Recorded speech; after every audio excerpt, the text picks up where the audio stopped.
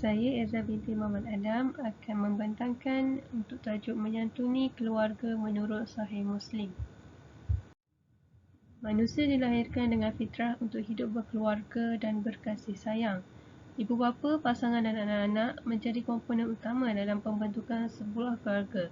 Seterusnya membangun masyarakat yang harmoni. Namun, dalam usaha membina keluarga sakinah, mawaddah dan rahmah, perlu kepada garis panduan yang bersumber Al-Quran dan Sunnah. Dua perkara ini adalah asas penting bagi manusia dalam menjalani kehidupan seharian mereka untuk kebaikan di dunia dan akhirat. Penulisan ini akan mengetengahkan beberapa hadis dari kitab Sahih Muslim yang berkaitan dengan keluarga dan bagaimana hendak menyantuni mereka. Menurut Kamus Dewan, menyantuni adalah kata terbitan dari kata santun. Santun bermaksud halus atau budi pekerti dan budi bahasa, beradab sopan. Santun juga bererti berasa kasihan akan orang lain dan juga suka menolong.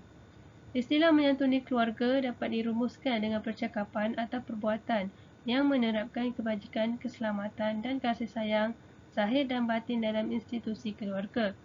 Pada penulisan Effendi, menurut Akram 2021, dalam perspektif Islam, memelihara keimanan dan ketakwaan kepada Allah serta menjadikan Rasulullah sebagai inspirasi dapat mencapai sebuah keluarga atau kehidupan yang baik. Pengenalan Kitab Sahih Muslim. Imam Muslim sangat teliti dan berhati-hati dengan menggunakan lafaz-lafaz dan selalu memberikan isyarat akan adanya perbezaan antara lafaz tersebut. Dengan usaha yang sedemikian, maka lahirlah Kitab Sahih Muslim, iaitu sahih menunjukkan bahawa hadis-hadis yang terdapat di dalamnya adalah sahih dan Muslim adalah nama orang yang mengumpulkan dan menulisnya. Sahih Muslim mengandungi 300,000 hadis yang dikumpulkan dan diteliti selama 15 tahun. Beliau berkata, tidaklah aku meletakkan sesuatu hadis melainkan dengan hujah dan menggugurkan sesuatu hadis juga dengan hujah. Bilangan hadis sahih sahaja berjumlah 3030 tanpa pengulangan hadis yang sama. Tujuan Imam Muslim berusaha menghasilkan kitab ini kerana timbulnya gerakan pemalsuan hadis yang dilakukan oleh golongan zindik, tukang cerita dan orang yang mengaku sebagai ahli tasawuf tetapi jahil agama. Imam Muslim telah mengumpul hadis sahih dalam bentuk yang mudah difahami, terutama kepada mereka yang bukan ahli di dalam bidang hadis. Hadis yang pertama menurut Sahih Muslim ialah memelihara kehormatan pasangan. Daripada Abu Sa'id Al-Khudri radhiyallahu anhu berkata, Rasulullah sallallahu alaihi wasallam bersabda, seburuk-buruk tempat manusia di sisi Allah kelak di hari kiamat ialah tempat suami yang telah saling percaya kepada isterinya, tetapi kemudian si suami membuka rahsia peribadi isterinya sendiri. Riwayat Imam Muslim nombor 1437. Faedah yang boleh didapati daripada hadis tersebut ialah yang pertama, larangan menyebarkan aib pasangan. Perihal pasangan di dalam bilik adalah haram disebarkan melalui percakapan, perbuatan dan sebagainya. Tindakan ini ditegas syarak kerana memberi implikasi keruntuhan rumah tangga dan tekanan psikologi. Yang kedua, suami adalah pakaian kepada isteri. Ia perlu melindungi dan menjaga aib serta maruah pasangan masing-masing. Seseorang boleh mengadu kepada hakim atau orang yang dipercayai untuk tujuan mendamaikan atau menyelesaikan masalah antara pasangan. Dan yang ketiga, menjaga perasaan pasangan. Suami harus memanggil isteri dengan penuh penghormatan seperti panggilan nama atau gelaran yang baik dan juga begitu sebaliknya.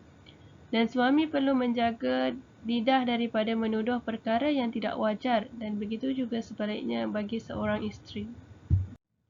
Hadis yang kedua menurut Sahih Muslim ialah toleransi terhadap kelakuan isteri.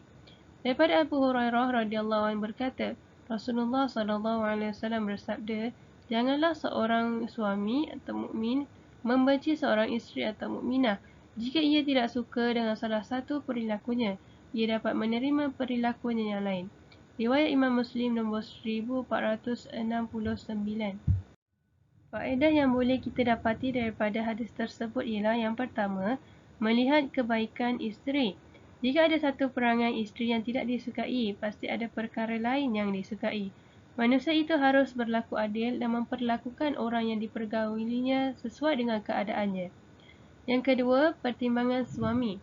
Kelebihan sebagai ketua keluarga perlu mempertimbangkan dahulu kebaikan isteri sebelum terburu-buru menoktahkan perkahwinan. Berbuat baik dan berlemah lembut dengan wanita walaupun banyak kekurangan dan ada perkara yang tidak disenangi oleh suaminya. Dan yang ketiga, wanita dari tulang rusuk. Jika seorang isteri dipaksa mengikut acuan suaminya, nescaya ia akan patah dan memberontak yang boleh membawa kepada perceraian. Bersikap ihsan dan sabar dalam rumah tangga menjadikan hubungan suami isteri mesra, ceria dan harmoni. Hadis ketiga menurut Sahih Muslim ialah membelai anak-anak dengan kasih sayang. Daripada Abu Hurairah radhiyallahu anhu berkata, Nabi SAW mencium Al-Hasan bin Ali dan di sisi Nabi ada Al-Aqra' bin Habis At-Tamimi yang sedang duduk. Maka Al-Aqra' berkata, aku mempunyai 10 orang anak. Tidak seorang pun daripada mereka yang pernah aku cium. Maka Rasulullah SAW pun melihat kepada Al-Aqra', lalu baginda berkata, sesiapa yang tidak menyayangi, maka ia tidak akan disayangi. Hadis riwayat Imam Muslim nombor 2318. Faedah yang boleh didapati daripada hadis tersebut, yang pertama, mendapat rahmat Allah.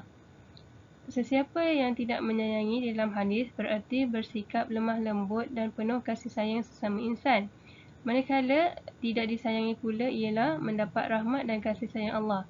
Ini bermakna dengan berkasih sayang akan mendatangkan rahmat dan kasih sayang Allah. Yang kedua, membelai dan mengucup anak-anak. Rasulullah SAW telah menunjukkan contoh dan layanan yang baik terhadap anak-anak dengan membelai dan mengucup mereka. Kucupan secara uruf tempatan dan tidak bernafsu adalah perbuatan yang diizinkan oleh syarak.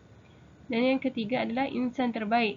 Kasih sayang adalah salah satu elemen penting dalam pembesaran anak-anak. Dari segi emosi yang seterusnya melahirkan empati yang tinggi. Imam Muhammad Nuruddin Al-Sindi mengatakan, sesiapa yang bersikap mesra dengan ahli keluarganya, maka ia tergolong dalam kalangan insan yang terbaik. Oleh Afandi 2022. Kesimpulan daripada hadis-hadis di atas, yang pertama, memelihara kehormatan dan aib pasangan masing-masing apatah lagi pada zaman teknologi kini adalah amat dititik beratkan. Setiap isteri adalah pakaian yang akan melindungi suami dan begitu juga sebaliknya. Aduan hanya kepada individu yang dibenarkan syarak demi menjaga maruah pasangan dan tidak menyebarkan fitnah. Yang kedua, bersikap lemah lembut dan ihsan kepada isteri akan menjadikan rumah tangga harmoni. Sekalipun si isteri mempunyai kekurangan atau sesuatu yang tidak disukai oleh suami. Kepimpinan suami dalam berlaku adil serta bijak menangani masalah dapat menyelamatkan perkahwinan daripada perceraian. Dan yang ketiga, kasih sayang sesama insan terutama anak-anak adalah salah satu saranan dalam membentuk keluarga bahagia. Ia merupakan satu cara mendapat rahmat Allah juga. Anak-anak akan memelihara emosi supaya bersikap empati dan lemah lembut dalam menyantuni orang lain, terutama ahli keluarga mereka sendiri.